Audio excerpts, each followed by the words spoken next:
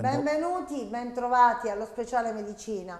E allora ormai sentiamo parlare un po' tutti di cambiamento climatico e degli effetti che ci sono non soltanto negativi sulle cose, quindi non soltanto materialismo a causa di questo cambiamento delle temperature, ma anche sulla nostra salute. Chi ha avuto l'infezione da Covid quest'inverno ha dovuto lottare contro gli accessi della tosse molto frequenti e molto fastidiosi, però adesso la gente che ha avuto il Covid continua a tossire, si chiede se è una sequela, cioè una complicanza, una conseguenza negativa di questa malattia infettivologica con la quale abbiamo avuto a che fare un po' tutti. Vediamo che succede in questa primavera, in parte anomala, in parte no, insomma vedremo cosa accadrà nei giorni futuri. Abbiamo avuto giorni di gran caldo, oggi una giornata con meno caldo, insomma c'è un po' da capire e c'è un po' da adeguarsi a questi cambiamenti. Vediamo cosa succederà e ne parliamo con il dottore Rino Caramazza, allergologo. Benvenuto. Grazie, buonasera. E allora, allergologo, pneumologo, insomma, possiamo dire tanto e tutto quel che riguarda il nostro apparato respiratorio e le conseguenze purtroppo che viviamo quotidianamente a causa di questo cambiamento climatico che sulla salute insomma non è leggero, ecco, lo sentiamo in maniera imprimente e anche insomma con delle patologie. Però questo è il periodo primaverile, dottore Caramazza. Allora che succede? Dunque, succede che in primavera c'è la fioritura dei pollini e sin dal mese di febbraio nella nostra zona comincia la fioritura di pollini importanti come per esempio la parietaria, che è conosciuta anche con il nome di erba di vento. Poi c'è anche la fioritura del cipresso. Il cipresso è diventato anche importante perché una volta c'erano solo i cipressi dei cimiteri, invece da un po' di tempo a questa parte, ad alcuni anni, i cipressi si usano come alberelli diciamo, da siepi o come decorazione, soprattutto in molti villini, per cui l'aumento degli alberi di cipresso è aumentato a dismisura e questo ha favorito l'insorgenza di questa nuova allergia che comincia a febbraio e finisce a marzo. Mentre la parietaria purtroppo ha un periodo molto lungo di fioritura, cioè comincia a febbraio e dura forte fino a tutto luglio. Ma poi dobbiamo dire pure che la parietaria è un allergene perenne perché c'è quasi tutto l'anno, solo che in questo periodo primaverile è ancora più presente. Poi ci sono le graminacee che crescono nei campi incolti e che il polline è più diffuso in tutto il mondo. Poi ci sono le margherite, c'è la fioritura dell'ulivo a maggio, quindi di pollini ne abbiamo a dismisura, per cui le persone che sono affette da allergia ovviamente in questo periodo stanno male. Dottore Caramazza, la interrompo un attimo per chiederle. Allora, gli allergici, chiamiamoli così, ci sono sempre stati, è una patologia che convive con noi da quando noi esistiamo, o insomma, giù di lì. Però negli ultimi anni troppi soggetti sviluppano allergie, anche tanti bambini. Per esempio lei ha citato l'albero, il cipresso, adesso quando le mamme fanno eseguire il prelievo ai cuccioli, i loro bimbi per capire se sono allergici o qualcosa, risulta il cipresso. Cioè, quindi sì. Cosa sta avvenendo in noi? Ci proteggiamo di meno, il sistema immunologico si è confuso, la sorveglianza immunitaria si è abbassata, c'è qualcosa che non va, possiamo dirlo? Sì, sicuramente dipende dal sistema immunitario, che è successo qualcosa, un indebolimento diciamo del sistema immunitario e si pensa che la causa principale sia l'inquinamento. L'aumento dell'inquinamento ha creato dei problemi al sistema immunitario, per cui ha fatto indebolire il sistema immunitario e soprattutto ha fatto variare la formazione degli anticorpi. Perché noi sappiamo che gli anticorpi che ci proteggono sono le IgG e le IgM, quindi quelli che combattono soprattutto i virus e i batteri, mentre le allergie sono dovute a un aumento di una particolare classe di anticorpi che si chiama IgG. IgE, le reagine. Esatto, le IgE. Quindi cosa succede? Che una parte di questi anticorpi buoni, sì, IgG e IgM, si trasformano in IgE. Aumentando questi IgE nel sangue, producono le allergie e purtroppo mentre prima si verificavano solo nei soggetti adulti, adesso si verificano anche in bambini anche di 3, 4, 5 anni.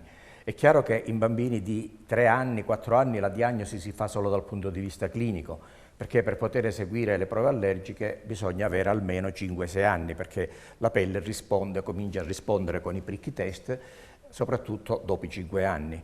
Però cosa succede? Che è importante anche il fattore genetico, perché se la mamma o il papà o tutte e due, peggio ancora, sono già portatori di allergia, trasmettono geneticamente la predisposizione allergica. È chiaro che questa predisposizione poi si può verificare a qualsiasi età, o da bambino o anche da adulti. Cioè adesso assistiamo anche a persone anziane di 70, oltre i 70 anni, che diventano allergici, mentre prima questo non succedeva. Dottore Caramazza, è la stessa cosa che accade con la malattia celiaca. Noi l'abbiamo studiata come la malattia del bambino, invece adesso ci sono tantissimi adulti che sono celiaci, ma prima dell'età adulta non si sapeva avessero questo problema. E allora, cosa significa, o se è la stessa cosa, antigene e allergene? Ecco, diciamo che è la stessa cosa. Antigene è un termine più generico, perché antigene può essere qualsiasi cosa che può fare male all'organismo. Allergene invece si riferisce a un particolare tipo di antigene che ha come caratteristica quello degli acari o delle muffe o dei pollini. Quindi allergene è un antigene particolare che scatena le allergie, con cui noi veniamo a contatto, come per esempio gli acari. Gli acari possiamo dire che è la forma di allergia più frequente nei bambini. Questo perché? Perché i bambini sin da piccoli vengono a contatto con gli acari perché giocano sui tappeti, magari stanno un pochino a terra, e poi i materassi e i cuscini. I materassi, anche quelli nuovi, e i cuscini, già sono portatori di acari, perché gli acari è il loro ambiente naturale, vivono nei materassi e nei cuscini, per cui di notte escono dal materasso per nutrirsi di pelle secca e vengono respirati, vanno a finire nel naso, negli occhi, nei bronchi, e quindi spesso assistiamo a dei bambini piccoli che hanno problemi di allergia che si può manifestare non solo con problemi di rinite, quindi il raffreddore perenne, naso chiuso, oppure una congiuntivite, ma addirittura con tosse secca che magari a volte viene scambiata per tosse, talmente è forte la tosse.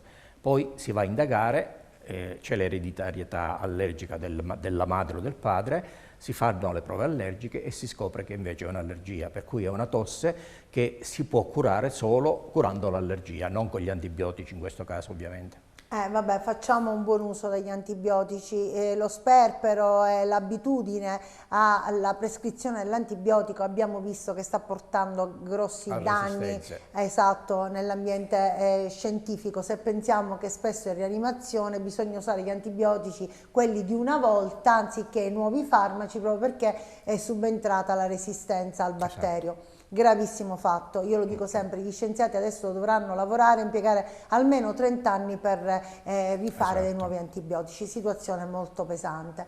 E allora, noi abbiamo visto gli acari col microscopio, non si possono osservare, fanno davvero rabbrividire, sono orribili, orrendi, ma un bambino o un adulto che è allergico, come ha detto lei, agli acari della polvere, ma come fa a vivere tutta la vita? Perché non è un'allergia stagionale, è un'allergia perenne, cioè inizia e non finisce mai più, perché la polvere è dappertutto. Non possiamo cambiare materassi, cuscini, tappeti, o perlomeno non tutti possiamo provvedere alla pulizia quotidiana, dettagliata, specifica, precisa di questi materiali, insomma, che utilizziamo.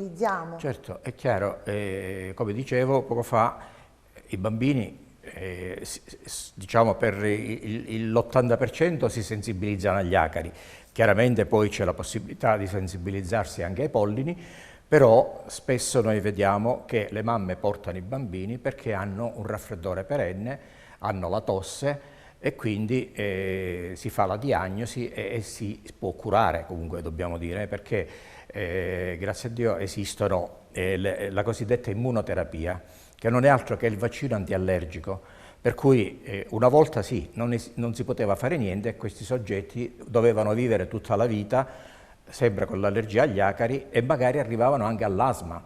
Quindi tanti soggetti o tanti, diciamo, i nostri nonni, i nostri bisnonni soffrivano di asma ma non si sapeva a che cosa era dovuta. Poi invece si è scoperto che l'asma è quasi sempre di natura allergica, per cui oggi che lo sappiamo si deve cercare di prevenire l'asma intervenendo al più presto possibile. Quindi quando i bambini già hanno la rinite, e vengono fatte le prove allergiche e si scopre che è allergico agli acari, la prima cosa da fare è fare l'immunoterapia, che è un presidio che viene preparato ad hoc, quindi in maniera mirata, proprio per formare gli anticorpi contro gli acari. In questo caso vengono formate le IgG contro gli acari, quindi le IgE vengono trasformate in IgG e si ha il miglioramento. L'importante è farlo per almeno 3 anni consecutivi. Quindi oggi come oggi c'è la cura. Non si arriva più, se si prende in tempo, a vivere con l'allergia tutta la vita. Certo, e io le chiedo a questo punto, visto che partiamo da un'età infantile, questo vaccino è doloroso? Questo vaccino è pericoloso? Assolutamente no, perché una volta, diciamo fino a 20 anni fa, si faceva questo tipo di vaccino per via sottocutanea del deltoide. Adesso invece a 20 anni magari ci sono... questo scoraggia anche le mamme. Ecco, infatti, sì. Anche perché sì, poteva essere doloroso effettivamente, Sì. poteva dare anche delle piccole reazioni locali. Invece per fortuna adesso, da almeno 20 anni, abbiamo l'immunoterapia per via sublinguale. Quindi si tratta di mettere delle goccine sotto la lingua, trattenerle per 2 minuti, dopo 2 minuti ingoiarle e tutto finisce là. È chiaro che ci vuole la costanza perché si deve fare ogni giorno e si deve fare per almeno 2-3 anni, però non comporta un grosso sacrificio mettere delle goccine in bocca la mattina appena ci si alza o anche mezz'ora prima di pranzo e farlo ogni giorno. Ma poi i bambini sono maestri, cioè Sì, una appunto. volta abituati a una determinata metodologia comportamentale diventano più bravi di noi. Oltretutto hanno un buon sapore, quindi Quindi lo prendono Ma dottore volentieri. Caramazza, questo vaccino sublinguale è da somministrare ai bambini ed è un'immunoterapia, quindi stimola il sistema anticorpale contro gli allergeni, in questo caso lei l'ha spiegato, le immunoglobuline di tipo G, è utilizzabile pure negli adulti? Certo, quindi esiste sempre l'immunoterapia per via iniettiva, per cui qualche soggetto adulto preferisce farla perché ha la comodità che si somministra una volta a settimana per il primo mese e poi una sola volta al mese. Quindi c'è la comodità per 3 anni, una volta al mese per 3 anni. Sempre il tempo è 3 anni. Esatto. Questo perché per 3 anni? Perché questi anticorpi si formano molto lentamente, quindi è necessario farli per 3 anni perché si deve formare uno scudo protettivo abbastanza ampio, tale da farlo stare bene nei successivi anni, perché dopo il primo anno già si migliora, ma se noi ci fermassimo al primo anno di immunoterapia, il soggetto starebbe bene per qualche mese e poi avrebbe nuovamente i sintomi. Invece 3 anni ci permette di avere uno scudo protettivo di anticorpi molto ampio che farà stare bene almeno per i prossimi 5-10 anni. E questo è importante. Un'altra cosa, in premessa io parlavo di cambiamento climatico. Il cambiamento climatico è anche responsabile insieme all'inquinamento di un'anticipazione o di una durata un po' più lunga, oppure di questa tosse secca che diventa poi di tipo di natura allergica? Ecco, sì. Sicuramente. Abbiamo l'esempio quest'anno, per esempio. Quest'anno c'è stata una primavera anticipata, ha piovuto poco, e quindi questa primavera... Le vasche sono vuote, dottore Caramazza. Le vasche sono vuote, purtroppo diciamolo. questa è una nota dolente, però dico, questa primavera anticipata ha portato a una fioritura di pollini molto più accentuata rispetto agli altri anni. Per cui molti soggetti che non avevano mai sofferto di sintomi di allergia negli anni precedenti, quest'anno per la prima volta, ovviamente erano predisposti già geneticamente, però l'enorme afflusso e il respiro di allergeni nell'aria ha portato a un aumento notevole di persone con i sintomi, soprattutto sintomi nasali, sintomi di tosse, e quindi la tosse ovviamente colpisce sia i bambini che gli adulti. E a che cosa è dovuto? È dovuto al fatto che respirando questi pollini prima passano dal naso, quindi infiammano il naso e danno la rinite, che si può manifestare con naso chiuso oppure a volte con secrezione nasale, proprio a tipo acquoso. Sì. Poi scendendo ancora arrivano alla trachea e danno la tosse.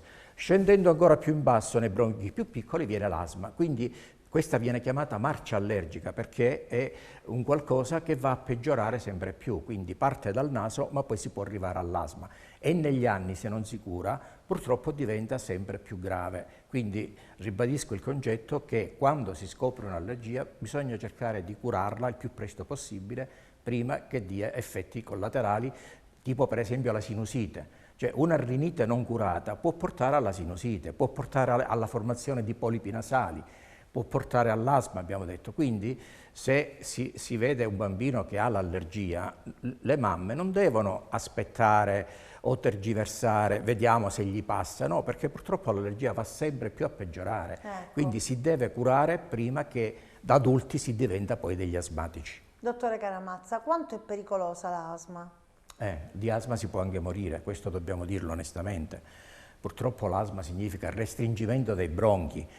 I nostri bronchi partono da un calibro abbastanza ampio, ma via via si vanno assottigliando e quando c'è un broncospasmo si può avere proprio una chiusura totale dei bronchi e soprattutto avviene durante la notte. Spesso si è verificato che soggetti anche giovani magari si trovavano all'università da soli, Come no? hanno avuto una crisi asmatica e purtroppo non c'è stato nessuno che gli ha potuto dare aiuto, non avevano a disposizione magari uno spray tipo il Ventolin da poter dilatare i bronchi e spesso si è arrivati anche alla morte purtroppo. Quindi l'asma è una cosa molto pericolosa, per questo dicevo bisogna curarlo in tempo l'allergia prima di arrivare all'asma, perché purtroppo di asma si può anche morire. Si può anche morire, addirittura qualcuno degli asmatici ha dovuto imparare così, però teoricamente, non praticamente, come fare il buco nella trachea con la penna. Con la penna, cioè esatto. con la penna, perché là si rischia appunto di morire, quindi nella Sì. disperazione di un'asfissia che non ti aspetti in quel momento, Certo. è importante far entrare subito l'aria in trachea, deve essere terribile. Certo.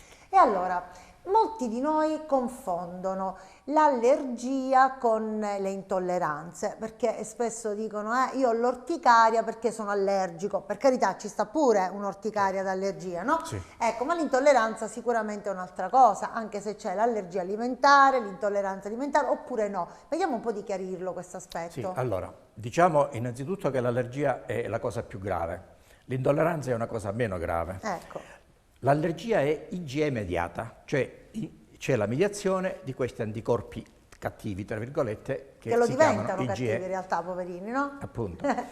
Mentre l'intolleranza non è IgE mediata, quindi mentre nell'allergia IgE mediata può portare anche allo shock anafilattico, nell'intolleranza no. Quindi l'intolleranza viene perché c'è qualcosa che non va bene nell'organismo e che porta a disturbi soprattutto gastrici.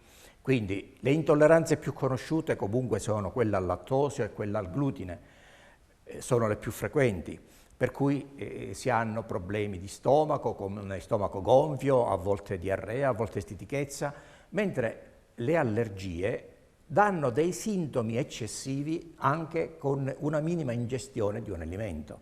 Quindi se io faccio un esempio, sono allergico all'uovo, Sì. che nei bambini è molto frequente. Sì. Allora, l'allergia all'uovo, basta anche mezzo cucchiaino di uovo, di rosso d'uovo, a scatenare sintomi imponenti, tipo gonfiore alle labbra, gonfiore alla gola, gonfiore agli occhi, mentre l'intolleranza no. L'intolleranza dà solo sintomi di mal di pancia, di qualche scarica di diarrea e basta. Quindi l'allergia è molto più grave dell'intolleranza e l'intolleranza più che altro è legata alla quantità. Cioè se io che sono intollerante a un alimento ne mangio poco non mi succede niente, ma se mangio una grossa quantità allora ho i sintomi soprattutto allo stomaco e all'intestino.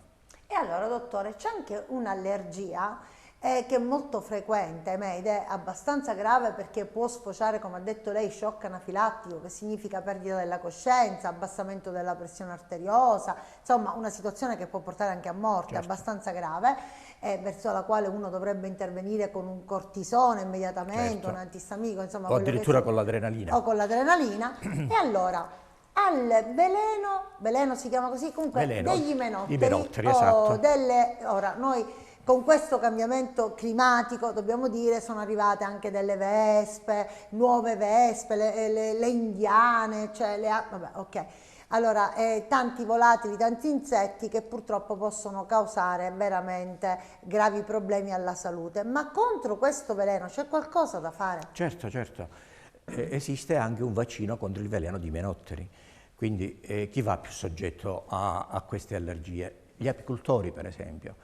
Oppure Ma non anche... si sensibilizzano gli apicoltori, cioè una volta punti 1, 2, 3 volte non riescono più a difendersi, no? No, anzi, diciamo che man mano che vengono punti è peggio. è ancora peggio, quindi magari la prima volta non succede niente, la seconda volta si hanno delle piccole reazioni, alla terza volta può venire anche uno shock anafilattico. Cosiddetta la Quindi sensibilizzazione. ci sono, diciamo, le sensibilizzazioni, quindi le prime punture agiscono da sensibilizzanti, la terza, quarta da scatenante, per cui quando qualcuno viene morso da una vespa e magari ha una reazione locale molto forte, deve subito provvedere a fare i test per individuare il tipo di veleno d'ape, perché ci sono quelle delle api, quelle delle vespe, ed esistono dei calabroni, esistono dei vaccini appositi per poter neutralizzare questa allergia. Quindi la cura c'è. E sono delle, Noi non lo sappiamo, sempre una cura desensibilizzante, cioè il vaccino contro i veleni di menotteri servono a desensibilizzare l'organismo. Allora Il meccanismo è sempre uguale. È sempre uguale. Ma allora io mi chiedo, tutti quei soggetti che hanno il terrore delle api, delle vespe e dei calabroni, come mai non ricorrono alla vaccinazione esistendo un presidio che può assicurare e garantire la vita, la salute? Perché hanno paura tutti delle api ma non fanno niente per vaccinarsi? Ecco, c'è poca divulgazione. Poca divulgazione, ecco, c'è poca divulgazione. Quindi dovremmo dirlo un po' a tutti. Dovrebbe essere sempre il medico di famiglia a sensibilizzare le persone che magari vengono punte per la prima volta, perché è chiaro che se uno viene punto dalla vespa, dall'ape e ha una reazione locale abbastanza anche accentuata, va dal medico. Il medico gli somministra il cortisone, l'antistaminico, però dovrebbe anche avvisarlo di stare attento per le prossime punture, perché può andare incontro ad episodi spiacevoli.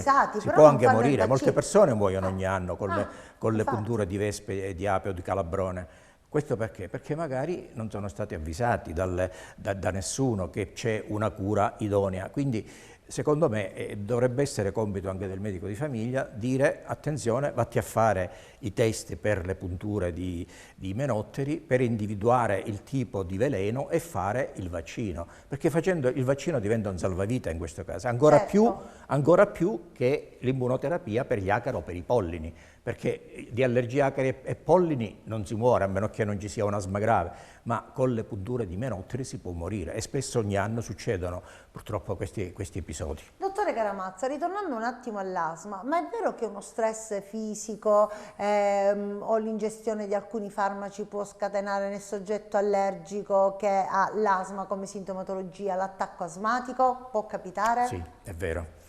Uno stress fisico o uno stress psicologico può determinare una variazione di reazioni interne accentuando il processo infiammatorio. Quindi non soltanto l'antigene in questo caso. Non soltanto l'antigene, cioè esatto. può anche certo, l'antigene corpo... è la causa principale, sì, però uno stress può accentuare ancora di più questa reazione. Molti soggetti hanno per esempio dei sintomi superiori ad altri perché sono molto nervosi, sono ansiosi e magari a volte addirittura... È un cortocircuito, allora, a volte addirittura anche la tosse, io parlavo della tosse, sì, che è un sintomo frequente che spesso viene sottovalutato, la tosse viene accentuata ancora di più in un soggetto ansioso. Arriva anche al punto di mancargli l'aria anche se non c'è un broncospasmo. Spesso io vedo delle persone che magari mi vengono con l'affanno, auscultando i bronchi sono liberi, però loro hanno questa tensione a ingurgitare più aria, perché respirano, esatto. Hanno il respiro corto, perché la paura di stare male certo, li fa respirare male, quindi stanno male. Ecco. Quindi è importantissimo diciamo, tranquillizzare il paziente, magari consigliandogli anche qualche ansiolitico, proprio per evitare che ci sia un'accentuazione di questi sintomi. Questo gatto che si morde la coda e che innesca questi meccanismi. Una volta lessi, dottore Caramazza, che per gli asmatici è controindicata, ma spesso non si sa o non si comunica, l'aspirina, l'acido acetilsalicilico. Esiste infatti un asma da aspirina, non solo da aspirina, ma anche di tutti i farmaci, i FANS, diciamo, gli antinfiammatori derivanti dall'aspirina. Per cui magari se uno arrivato a un certo punto della vita diventa allergico a un'aspirina oppure un farmaco simile, che so, l'animesulide o altri farmaci sempre che agiscono sui dolori, sull'infiammazione, sulla febbre, e allora bisogna stare molto attenti, perché poi si può innescare anche in questo caso un'allergia molto più forte che può portare anche in questo caso a uno shock anafilattico. Quindi bisogna stare molto attenti sia ai farmaci antinfiammatori, i FANSI, e sia anche ad alcuni antibiotici. Nei soggetti asmatici. Per esempio la penicillina, derivati della penicillina, per cui se un soggetto prende un farmaco e sta male la prima volta, deve assolutamente evitare di prenderlo una seconda o terza volta, quindi cambiare farmaco. Certo. E allora, dottore Caramazza, cosa vogliamo consigliare a chi ci sta ascoltando? Però prima di concludere, velocissimamente, volevo chiederle, ci hanno sempre sconsigliato di fare uso, abuso o uso sconsiderato degli spray a base di cortisone per poter respirare meglio, no? Però fra gli allergici forse a volte è un bisogno assoluto. Cosa possiamo fare per evitare di utilizzare sempre, anche tutto l'anno, esatto, questo genere di farmaci? Una cosa volevo dire importantissima: c'è molta gente che fa uso dei broncodilatatori tipo il Ventolin. Sì. È vero, il Ventolin è stato il primo farmaco per via inalatoria che è venuto fuori e che ha determinato una svolta negli asmatici, perché ha permesso di farli stare meglio. Di farli respirare nel momento del bisogno. Perché dà una forte broncodilatazione. Sì. Però purtroppo a volte si fa un abuso di questi farmaci. Perché questo? Perché il Ventolin è solo un broncodilatatore, mentre l'asma è una malattia su base infiammatoria. Difatti, già da diversi anni sono venuti fuori degli spray che oltre al broncodilatatore hanno anche il cortisone, che è il più potente antinfiammatorio che abbiamo. Per cui il Ventolin è stato relegato solo come farmaco da usare al bisogno, perché purtroppo l'uso eccessivo che se ne faceva portava una tachicardia, quindi portava a un aumento della pressione arteriosa, della pressione arteriosa, aumento dei battiti dei globuli del cuore. bianchi quando si faceva l'emocroma, aiuto, che cos'ho? Invece Appunto. del cortisone. Esatto. Insomma, Ora, il cortisone è importante soprattutto assumerlo per via inalatoria. Quindi perché sono nati gli spray al cortisone? Per evitare di prendere il cortisone per via orale. Perché se io prendo il cortisone per via orale mi va a finire ovviamente nel sangue, in tutti gli organi, e ho poi gli effetti collaterali, tipo l'ipertensione, l'osteoporosi, il diabete. Tante cose, ecco. Però abbiamo imparato anche che si va scalando la dose di cortisone, questo lo sappiamo tutti. Iniziamo con una dose, allora siccome siamo proprio in chiusura, dottore Caramazza, un piccolo consiglio ai telespettatori, così li salutiamo con uno starnuto buono, ecco. Esatto. Allora, quindi io direi, quando ci sono dei sintomi tipo raffreddore perenne oppure tosse che dura molto tempo, perché dobbiamo considerare che il raffreddore dato dai virus o dai batteri o la tosse di natura bronchitica dura una settimana, 10 giorni, con gli antibiotici passa, ma se invece continua molto tempo, allora bisogna pensare a un'allergia. E non solo, se è un'allergia è inutile assumere antibiotici. Ritorniamo allo stesso discorso, che si fa un uso e un abuso di antibiotici che poi crea delle resistenze. Per cui se il soggetto vede che per un mese ha il raffreddore continuo e la tosse persiste, si deve pensare senza dubbio a una forma allergica, soprattutto se succede in questo periodo primaverile. Grazie dottore Caramazza, e quindi che dire, vacciniamoci, non esistono solo gli altri vaccini, esiste anche il vaccino che ci aiuta contro le allergie sia alimentari che inalatorie, o sbaglio, dico bene? Esatto. E poi anche contro il veleno dei cosiddetti imenotteri, cioè le api, le vespe e i calabroni. Bene, sulla base di questa conoscenza che magari sapevamo ma facevamo finta di averla dimenticata, io vi saluto e vi do appuntamento alla prossima puntata. Ciao ciao!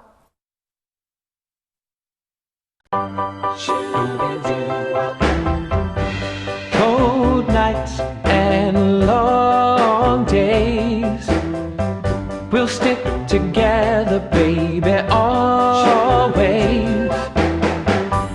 Hard luck, baby, good times, I'll take good care of you, don't think twice.